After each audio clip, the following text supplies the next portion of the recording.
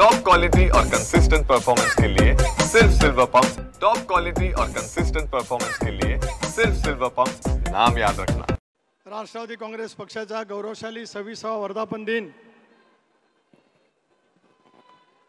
ज्यांच्या प्रमुख उपस्थितीमध्ये या ठिकाणी साजरा होतो आहे। राष्ट्रवादी काँग्रेस पक्षाचे राष्ट्रीय अध्यक्ष, राज्याचे लोकप्रिय शिस्तप्रिय कणखर उपमुख्यमंत्री, आपल्या सर्वांचे लाडके नेते नामदार अजितदादा पवार,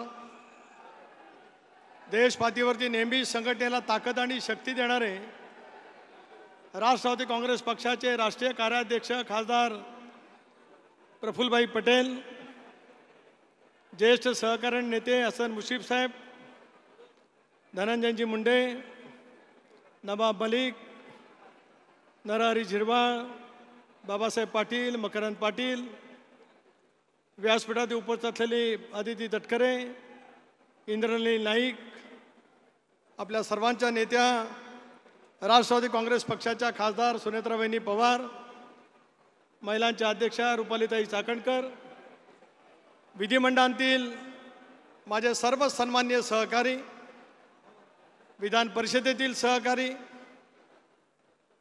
राष्ट्रवादी काँग्रेस पक्षाचे फ्रंटल ऑर्गनायझेशनचे प्रमुख सूरज चव्हाण, इद्रिस नायकवडी, प्रदेश सरचिटणीस शिवाजीराव गर्जे, मुख्य प्रवक्ते श्रीयुत आनंद परांजपे, राष्ट्रीय पातळीवरील उपस्थित असलेले धीरज शर्मा, अविनाश आदिक, सर्व सन्माननीय व्यासपीठ, पत्रकार मित्र, महिलांचे प्रतिनिधी, राज्याच्या कानाकोपऱ्यातील उपस्थित असलेले राष्ट्रवादी काँग्रेस पक्षाचे जिल्ह्याचे अध्यक्ष, कार्याध्यक्ष, शहराचे अध्यक्ष,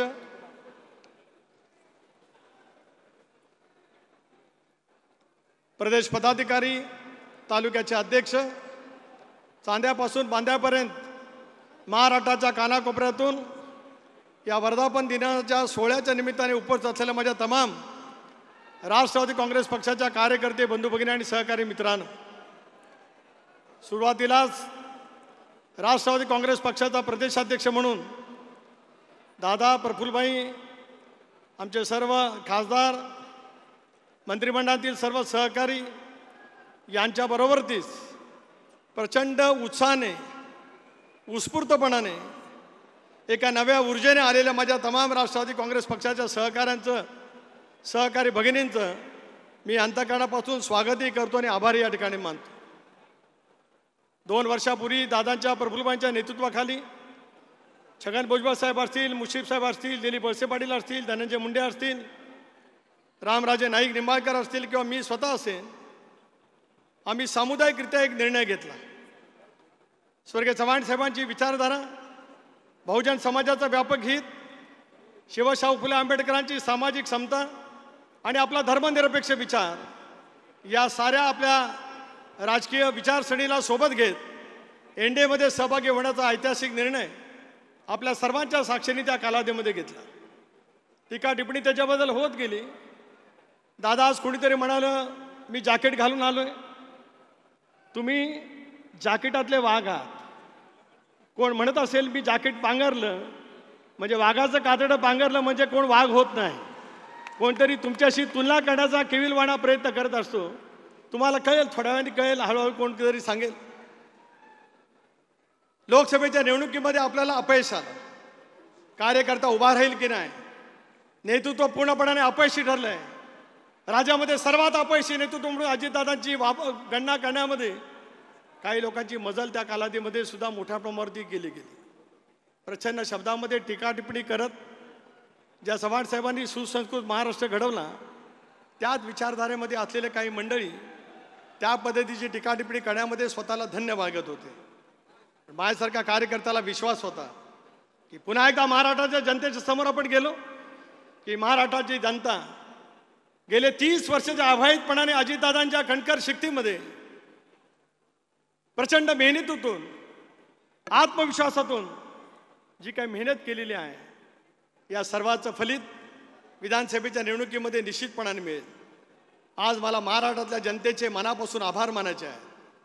महायुतीच्या माध्यमातून लढत असतानाच 59 पैकी 41 जागा, पुन्हा एकदा मी म्हणतो टाळ्याच्या गजरात स्वागत करा। 59 पैकी 41 जागांच्या वरती अभूतपूर्व असं यश दादा प्रफुल्लभाई यांच्या नेतृत्वाखाली राज्यामध्ये आपण संपादित केलं आणि आज राज्यामधल्या सत्तेमधला महत्त्वाचा सहभाग आज आपल्या सर्वांचा त्या ठिकाणी असलेला पाहायला मिळू शकतो.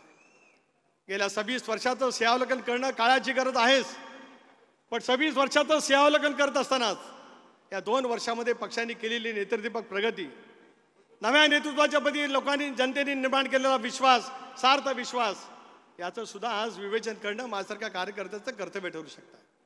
आणि म्हणूनच ज्या विदर्भामध्ये फारसं यश राष्ट्रवादी काँग्रेस पक्षाला कधी मिळालं नव्हतं, दादांच्या आणि प्रफुल्लभाईंच्या नेतृत्वाखाली विदर्भाला आपण ज्यावेळेला सामोरं गेलो, त्याला राजू कारंबोरेंचा मतदारसंघ असेल भंडारामधला, गोंदियामधला राजकुमार बडोलेंचा मतदारसंघ असेल, पुसाचा इंद्रनील नायकांचा मतदारसंघ असेल, अमरावतीचा सुलभा खुडकेंचा मतदारसंघ असेल, अहेरीचा बाबा आत्रामांचा मतदारसंघ असेल, किंवा ज्या सिंदखेडच्या भूमीमधून निवडून आलेला आमचा मनोज कायंदे असेल, एकच जागा मोर्शीची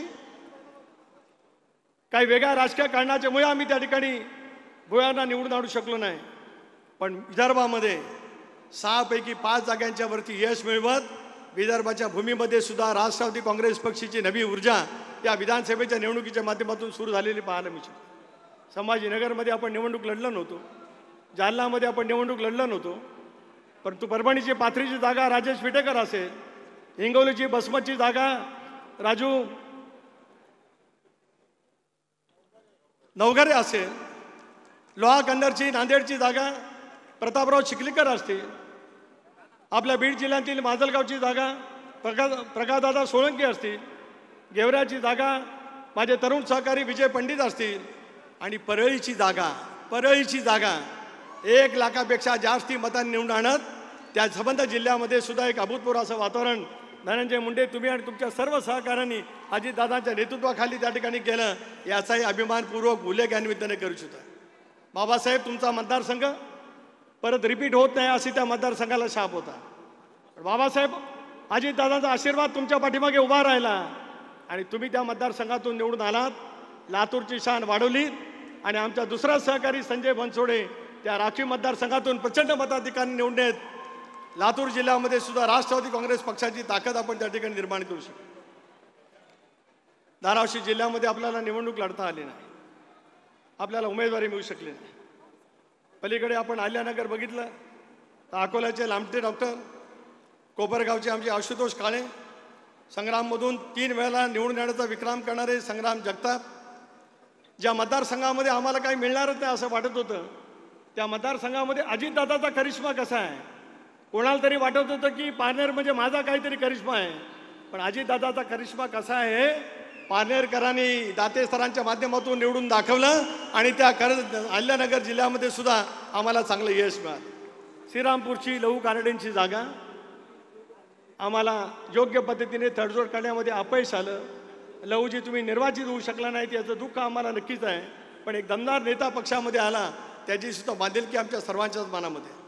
सुनील शेळके मावळमध्ये निवडून आले, त्यांच्या विरुद्ध खूप खूप खूप काही करण्याचा प्रयत्न प्रचंड प्रमाणावरती झाला, पण हा माणूस इतका लई बेरका निघाला, 1 लाखापेक्षा जास्त मताधिक्य निवडून येत सर्वांचंच जे काही राजकीय दृष्ट्या करायचं होतं पानिपत ते करण्याच्या संदर्भात दादाच्या नेतृत्वाखाली सुनील शेळकेंनी यश मिळवलं. खेडला दिलीप मोहिते साहेब निवडून आले नाहीत, जुन्नरमध्ये आमचे अतुल बेनके निवडून आले नाहीत, पण जुन्नर अतुल यावेळेला महाराष्ट्र महोत्सवामध्ये तू केलेली ऐतिहासिक कामगिरी आमच्या सर्वांच्या स्मरणामध्ये नक्की राहील. दिलीपराव वळसे आंबेरमधून निवडून आले, आपल्या शिरूरमधून माऊली कटके निवडून आले. भोर म्हणजे कोणा एका प्रस्थापिताला दिलं होतं अशी भावना होती, पण शंकर मांडेकर सारख्या एका कार्यकर्त्याला अजितदादाने तिकीट दिलं आणि अजितदादाचा परिस्पर्श झाल्यावर काय होऊ शकतं हे शंकर मांडेकरच्या निवडीने या संबंध पुणे आणि पुण्याच्या परिसरामध्ये निश्चितपणे दाखवून दिलं. दत्ता मामा निवडून आलेच.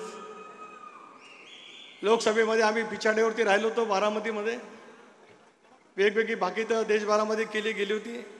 दादा दादा आहे, कोणाला तरी दादाची रोज आठवण येते असं कोणतरी बोललं, मला माहीत नाही काय येते कशासाठी येते, अलीकडे वारंवार काय येते. हो प्रफुल्लभाई, तुम्हाला पण माहिती असेल कोणाला दादाची आठवण येते ती, तो भाग सोडूया. नेहमीच्या नेतृत्वपक पद्धतीने संबंध महाराष्ट्र पादांकन करत जसं आतापर्यंत 91 सालापासून महाराष्ट्राच्या विधानसभेच्या सर्व जागांच्या वरती दादा प्रचार करत आले आणि शेवटच्या दिवशी प्रचाराला गेले. त्याच पद्धतीने अर्ज भरणं आणि शेवटच्या दिवशी प्रचाराची सभा घेणं हा त्यांचा गेला अनेक वर्षाचा प्रघात त्यांनी करत बारामतीकरांनी 1.25 लाखाच्या फरकाने अजितदादांना पुन्हा महाराष्ट्रामध्ये निर्वाचित केलं. याचा अभिमान आम्हाला सर्वांना नक्की त्या ठिकाणी वाटतोय.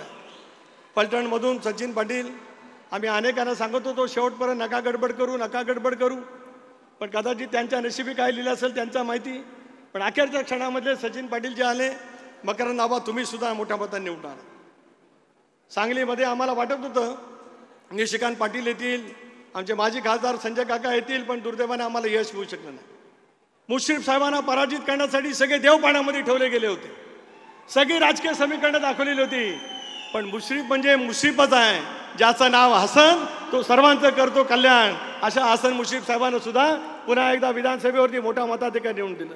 कोकणामध्ये शेखर निकम असेल, आदित्य तटकरे असतील, दौलत दरोडा असतील, आमची सना मलिक असेल, यांना त्या ठिकाणी निश्चितपणाने यश मिळालं. निशानला आम्हाला यश त्या ठिकाणी प्राप्त करता आलं नाही, नजीब मुलाला आम्ही यशापर्यंत त्या ठिकाणी पोचू शकलो नाही. याचं शल्य आणि दुःख आमच्या सर्वांच्या मनामध्ये. जळगाव जिल्ह्याने इतिहास केला. पुन्हा एकदा आमच्या अनिलदा बाईतास पाटलांना मोठ्या प्रमाणात निवडून दिलं. पण नाशिक जिल्हा मी शेवटासाठी एवढ्यासाठी ठेवला, ज्या चव्हाण साहेबांचं नेतृत्व मानत तुम्ही आम्ही राजकारणामध्ये आज काम करतो आहोत. हिमालयाच्या मदतीला सह्याद्री ज्यावेळेला धावून गेला त्यावेळेला चव्हाण साहेब लोकसभेची निवडणूक नाशिक लोकसभा मतदारसंघातून निवडून गेले होते. बिनविरोध निवडून देण्याचं काम नाशिककरांनी त्या कालावधीमध्ये स्वर्गीय चव्हाण साहेबांनी केलं. आज दादा तुमच्या नेतृत्वाखाली 100% यश. छगन भुजबळ साहेब असतील, नरहरी झिरवाळ असतील, माणिकराव कोकाटे असतील, नितीन पवार असेल, दिलीप काका बनकर असतील, सरोज आयरे असतील आणि आमचे हिरामणजी खोसकर असतील, या सर्वांनीच 100% असं यश नाशिकच्या जिल्ह्यातून आपल्या पदरामध्ये त्या ठिकाणी पाहिलं. आता एवढं यश मिळालं. काही जिल्ह्यांच्या मध्ये एकच आमदार आहे, काही जिल्ह्यांच्या मध्ये आपल्याला उमेदवारी करता आली नाही. प्रचंड उत्साह दादा आज महाराष्ट्राच्या कानाकोपऱ्यामध्ये आहे.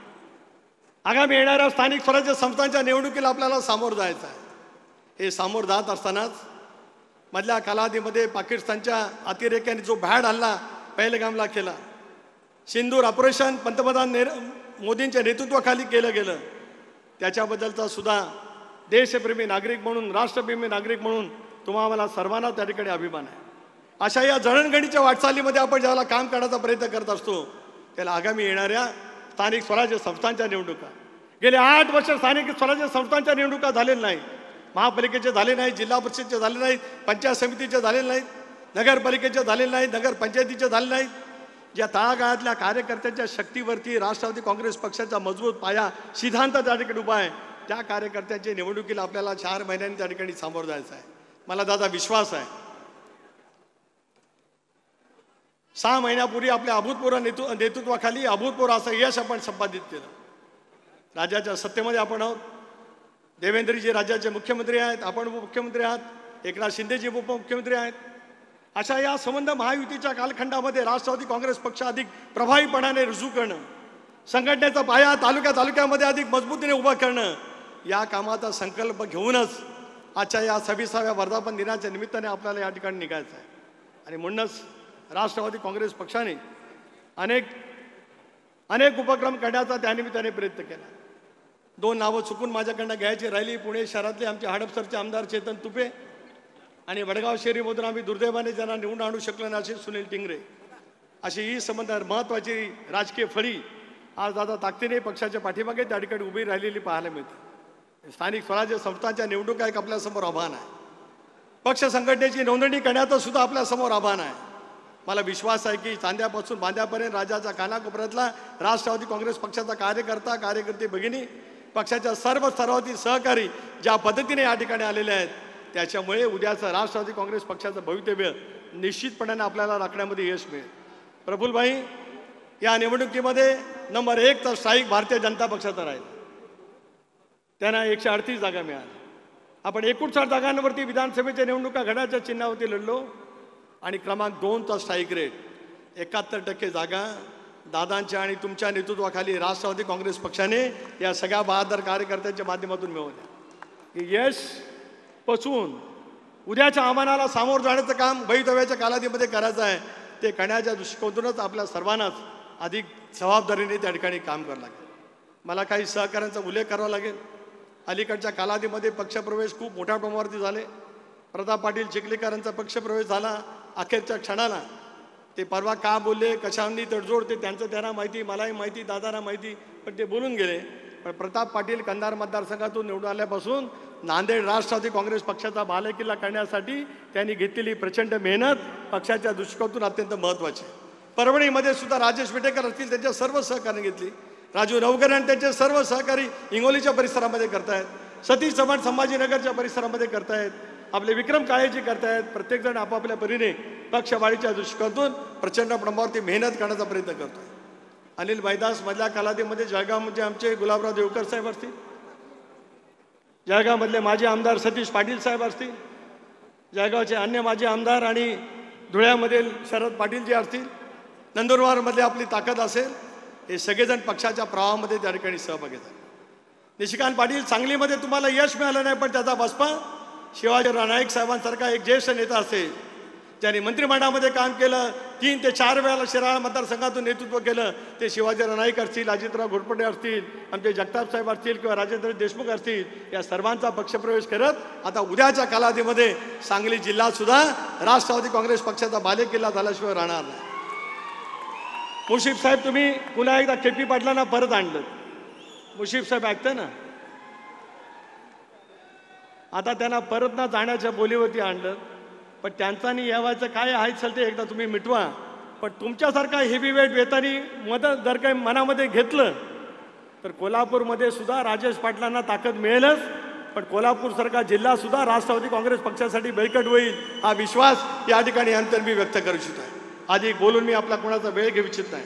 आणि एक ऊर्जा घेऊन आपल्याला उद्याच्या भवितव्याच्या कालावधीमध्ये काम त्या ठिकाणी करायचं. दादा, महाराष्ट्राच्या कानाकोपऱ्यामध्ये लाडक्या बहिणीचे दादा म्हणून आज तुम्ही राजमान्यता मिळवले, लोकमान्यता सुद्धा मिळवली. 5च मिनिटात मी सारा महाराष्ट्राचा राजकारणाचा उलगडा काढण्याचा प्रयत्न करणार. मधल्या कालावधीमध्ये दादांच्या, प्रफुल्लभाईंच्या, भुजबळांच्या नेतृत्वाखाली मुंबईच्या जांभोरी मैदानावरती आपण महाराष्ट्र महोत्सव भरवला. महाराष्ट्राचा मंगल कलश स्वर्गीय चव्हाण साहेबांनी पंडित जवाहरलाल नेहरूंच्या शुभ हस्ते 1 मे 1960 साली शिवाजी पार्कच्या ऐतिहासिक मैदानावरती स्वीकार. चव्हाण साहेबांनी महाराष्ट्राचं नेतृत्व केलं. सुसंस्कृत महाराष्ट्राचा पाया रचत कृषी औद्योगिक रचना त्यांनी उभी केली. महाराष्ट्रातल्या ग्रामीण भागातलं नेतृत्व निर्माण करण्यासाठी जिल्हा परिषद पंचायत समित्या निर्माण करण्याचं काम चव्हाण साहेबांनी त्या कालावधीमध्ये केलं. अशी असंख्य कामं चव्हाण साहेबांनी त्यांच्या मुख्यमंत्री पदाच्या कारकिर्दीमध्ये केली. कन्नमवार साहेब, चव्हाण साहेब दिल्लीला गेले. फारसं आयुष्य कन्नमवार साहेबांना मिळालं नाही, म्हणून त्यांचं कर्तृत्व फारसं महाराष्ट्राला पाहायला मिळू शकलं.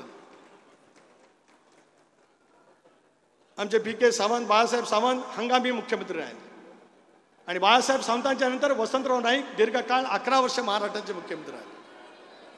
वसंतराव नाईक साहेबांचा मी उल्लेख या ठिकाणी या निमित्ताने करतोय की रोजगार हमी सारखी योजना आज देशभरामध्ये मनरेगा घेतली जाते. वसंतराव नाईक साहेबांनी मुख्यमंत्री म्हणून महाराष्ट्रामध्ये रोजगार हमीची योजना आणली. दुष्काळाला सामोरं जायचं असेल तर खेड्यापाड्यातल्या माणसाला त्या ठिकाणी काम करण्याची भूमिका दिली पाहिजे. संकरित बियाणं स्वर्गीय वसंतराव नाईक साहेबांनी आणलं, गृह धोरण आणलं, सहकाराचं धोरण आणलं. अशा माध्यमातून अनेक कामं करण्याचा प्रयत्न वसंतराव नाईक साहेबांनी केला. नाईक साहेबांच्या नंतर शंकरराव चव्हाण साहेब आले. जायकवाडीचं धरण असेल, सचिवालयाचं मंत्रालयाचं नामकरण असेल, काड्या शिस्तीमधून महाराष्ट्राला एक शिस्त देण्याचा प्रयत्न स्वर्गीय शंकरराव चव्हाण साहेबांनी. त्यानंतर महाराष्ट्राचे मुख्यमंत्री स्वर्गीय वसंतदादा पाटील राहिले. वसंतदादा 4 वेळा राज्याचे मुख्यमंत्री राहिले. पण मुख्यमंत्री पदाच्या कारकिर्दीमध्ये बहुजन समाजामध्ये 7वी शिकलेल्या स्वातंत्र्य सेनानींनी बहुजन समाजाच्या मुलांच्यासाठी शिक्षणाचं दालन पूर्णपणे त्या ठिकाणी उपलब्ध करून दिलं. आणि त्याच्यातून महाराष्ट्राची आज बहुजन समाजाची नवीन पिढी अभियांत्रिकी, मेडिकल असेल, सर्व दूर पद्धतीचं शिक्षण त्या ठिकाणी घेत आहे. साखर कारखानदारी उभा करण्यामध्ये दादांचा सहभाग मोठ्या प्रमाणामध्ये राहिला. आणि त्यानंतर आदरणीय पवार साहेबांचं सरकार आलं. पवार साहेबांनी तर त्यांच्या 4 वेळच्या मुख्यमंत्री पदाच्या कारकिर्दीमध्ये अनेक लोकप्रिय निर्णय घेतले. मराठवाडा विद्यापीठाला बाबासाहेब आंबेडकर विद्यापीठ नामकरण करण्याचा ऐतिहासिक निर्णय असेल, मंडल कमिशनची अंमलबजावणी करण्यासाठी देशभरामध्ये उद्रेक झाला. पण या राज्यामध्ये मंडल कमिशनची अंमलबजावणी करण्याचं असेल, पहिलं वाहिलं महिला धोरण या देशामध्ये कोणी आणलं तर ते शरद पवारांनी आणलं. त्याचा सुद्धा उल्लेख या कार्यक्रमाच्या निमित्ताने या ठिकाणी मी करू इच्छितो. त्यानंतर सुधाकरराव नाईक साहेबांना संधी मिळाली. जलसंधारणाच्या कामामध्ये सुधाकरराव नाईक साहेबांनी केलेली त्या कालावधीमध्ये कामगिरी, जिल्हा परिषदच्या 12 वर्षांनी निवडणुका सुधाकरराव नाईक साहेबांनी घेतल्या, जिल्हा परिषद अध्यक्षाला उपमंत्र्याचा दर्जा दिला आणि ग्रामीण भागामध्ये एक जिल्हा परिषद सोडता सगळ्या जिल्हा परिषद काँग्रेस पक्षाच्या आणला. ते सुधाकरराव नाईक साहेबांचं काम संपूर्ण महाराष्ट्राने पाहिलं. त्यानंतर पुन्हा साहेब मुख्यमंत्री झाले, मनोहर जोशी मुख्यमंत्री होते, नारायणराव राणे मुख्यमंत्री होते. प्रत्येकाने आपापल्या पद्धतीने काम करण्याचा प्रयत्न केला. विलासरावजी मुख्यमंत्री झाले, विलासरावांनी सुद्धा त्यांच्या पद्धतीने काम करण्याचा महाराष्ट्रामध्ये प्रयत्न केला.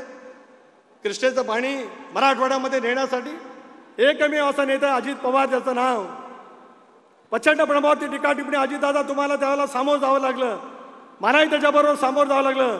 पण आज मराठवाड्यातल्या माझ्या सर्व आमदारांना जनतेला सांगायचं आहे, मराठवाड्यामध्ये जे बॅरेज उभे आहेत हे सगळे बॅरेज अजितदादा त्या खात्याचे मंत्री नसते तर कधी उभे राहिले नसते. विलासरावची साथ त्यांच्या पाठीमागे उभी राहिली आणि त्याच्यातून आज मराठवाडा सुजलाम सुफलाम होण्याच्या टप्प्यावरती गेलेला तुम्हाला आणि मला त्या ठिकाणी पाहायला मिळू शकतं. सोलापूरमध्ये आपल्याला यश दुर्दैवाने मिळू शकलं. विलासरावच्या नंतर सुशीलकुमारजी शिंदे आले, त्यांनी सुद्धा एक असा अर्थसंकल्प महाराष्ट्राला दिला ज्याच्यातून सर्व समावेशक पद्धतीची रचना करण्यासाठी सुशीलकुमार शिंदे साहेबांनी दिलेलं योगदान सुद्धा निश्चितपणे पाहायला मिळतं. परत विलासरावजी झाले, मग अशोक चव्हाण झाले, त्यांनाही कारकीर्द मिळाली 2-2.5 वर्षाची. त्यांनी त्यांच्या पद्धतीने महाराष्ट्राचं नेतृत्व करण्याचा प्रयत्न केला. पण अशोकरावच्या नंतर दादा तुम्ही पण ऐका, प्रफुल्लभाई तुम्ही पण ऐका, अशोकरावच्या नंतर पृथ्वीराज चव्हाण आले. या सगळ्या मुख्यमंत्र्यांनी ऐतिहासिक काम केलेलं मी म्हणून दाखवलं. पृथ्वीराज चव्हाणांनी एक ऐतिहासिक काम केलं की या राज्यातली काँग्रेस संपुष्टात आणण्याचं महान ऐतिहासिक काम पृथ्वीराज चव्हाण यांनी मुख्यमंत्री या नात्याने केलं. त्याच्यामुळे आज काँग्रेस 4थ्या क्रमांकावरती गेलेली पाहायला मिळते आहे. राज्यातलं लोकशाही आघाडीचं सरकार जाण्यामध्ये त्यांचं योगदान मोठ्या प्रमाणावरती दुर्दैवाने राहील. तदनंतर देवेंद्र फडणवीस आले, पायाभूत सुविधा त्यांनी सुद्धा मोठ्या प्रमाणावरती निर्माण केल्या. MMRDचं जाळं उभं त्यांनी केलं, समृद्धी मार्ग त्यांनी त्या ठिकाणी निर्माण केला, जलयुक्त शिवार त्यांनी काम केलं, एकनाथराव शिंदेनी सुद्धा केलं. दादा आता तुमचा मी उल्लेख करतोय, तुमच्या एवढं उपमुख्यमंत्रीपद कोणी झालं नाही. महाराष्ट्राच्या इतिहासात तुमचा विक्रम जसा सचिन तेंडुलकरचा विक्रम कोण मोडणार नाही तसा तुमचा उपमुख्यमंत्रीपदाचा विक्रम सुद्धा कोण मोडू शकणार नाही. पण आम्हाला तेवढ्यापुरती समाधान नाही, आम्हाला तेवढ्यापुरता सीमित समाधान नाही. आमच्या आणि महाराष्ट्रातल्या कानाकोपऱ्यामध्ये असलेल्या प्रत्येकाच्या कार्यकर्त्याच्या भावना आहे की महाराष्ट्राचं नेतृत्व आपण त्या ठिकाणी करावं. भारतीय जनता पक्ष ज्या वेळेला निर्णय घेईल त्यावेळेला तो दिवस येईल, कारण आपण सगळेजण व्यवहारी आहोत. आघाडीच्या राजकारणाची अपरिहार्यता असते, पण आपल्या नेतृत्वाचे नेतृत्व गुण कधी कुठे छपू शकत नाही. आणि म्हणतात इतक्या मुख्यमंत्र्यांचे मी कालखंड दादा या ठिकाणी सांगितला. पण भाषणाचा समारोप करत असताना तुम्हाला मी एवढं सांगू इच्छितो आहे, आजही तुमच्यावरती टीका टिप्पणी होत आहे, पण जसं या महाराष्ट्राच्या मुख्यमंत्र्यांनी आजवर काम केलं तसं एक काम तुम्ही केलं, त्याला साथ मिळाली देवेंद्र फडणवीस आणि एकनाथ शिंदेची जरूर.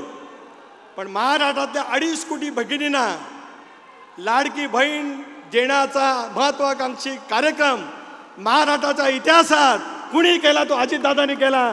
ते आज चंद्र सूर्य तारे असेपर्यंत कोणाला पुसून काढता येणार नाही. महाराष्ट्रामध्ये आज आम्ही जे अभूतपूर्व यश मिळवलंय ते दादा तुमच्या शक्तीने तुमच्या प्रेरणेने, आदितीचा सुद्धा सिंहाचा वाटा त्याच्यामध्ये असेल. पण हे जे मिळालं हे यश घेऊन उद्याच्या भवितव्याची वाटचाल आपल्याला त्या ठिकाणी करायचं आहे. ती वाटचाल करण्यासाठीच 26वा वर्धापन दिन अतिशय अभिमानाच्या पद्धतीने आपण या ठिकाणी साजरा करतो आहोत. मी विश्वास बाळगतोय स्थानिक स्वराज्य संस्थांच्या निवडणुकीचे निकाल लागतील त्याला राष्ट्रवादी काँग्रेस पक्ष राज्याच्या सर्व जिल्ह्यात, राज्याच्या प्रत्येक तालुक्यामध्ये आपल्या स्वतःच्या अस्तित्वासहित अतिशय चांगली नेत्रदीपक पद्धतीची कामगिरी युतीच्या धर्माला बाधा न येता पण स्वयं पद्धतीने दादा आणि प्रफुल्लभाईंच्या, भुजबळांच्या आणि सर्व सहकाऱ्यांच्या नेतृत्वाखाली करण्याचं काम उद्याच्या भवितव्याच्या कालावधीमध्ये करतील. हा विश्वास, हा आत्मविश्वास, ही ऊर्जा घेऊन आपल्याला सर्वांना पुढच्या कालावधीमध्ये काम करायचं आहे. 50% महिला भगिनींना उमेदवारी आपोआप कायद्याने मिळणार आहेच, पण त्याचबरोबर युवकांना सुद्धा अधिकाधिक संधी देत या सगळ्या कामाला गती देण्याचा प्रयत्न आपण पुढच्या कालावधीमध्ये नक्कीच या ठिकाणी करू. अधिक बोलून मी आपला वेळ घेऊ इच्छित नाही, पण तरुण नेतृत्व पक्षामध्ये तयार होत आहे. 26 वर्षापूर्वी समीर तुम्ही शिवाजी पार्कचं नियोजन केलं, काहीतरी आदिती अनिकेत करत आले, सुनील अण्णा शेळके करत आले, पण हे सगळं नियोजन माझे तरुण सहकारी पार्थ पवार यांनी सुद्धा अतिशय उत्तम पद्धतीने केलं. नवीन पिढी सुद्धा योग्य पद्धतीने आयोजनामध्ये आज ना उद्या राज कपूरचा उल्लेख केला जायचा ग्रेट शोमॅन म्हणून. या ग्रेट शोमॅनच्या यादीमधले तुम्ही सगळेजण नवीन तरुण सहकारी राष्ट्रवादी तसे धनंजयचे कार्यक्रम फार उत्तम होत असतात. ही नवीन तरुणाची फळी राष्ट्रवादी काँग्रेस पक्षाचा जनाधार अधिक विश्वास संपन्न करण्याच्या दृष्टीकोनातून निश्चितपणे यशस्वी होईल एवढा विश्वास या ठिकाणी व्यक्त करतो. आपल्या सर्वांनाच 26व्या वर्धापन दिनाच्या अंतःकरणापासूनच्या शुभेच्छा देऊन थांबतो. जय हिंद, जय महाराष्ट्र, जय राष्ट्रवादी.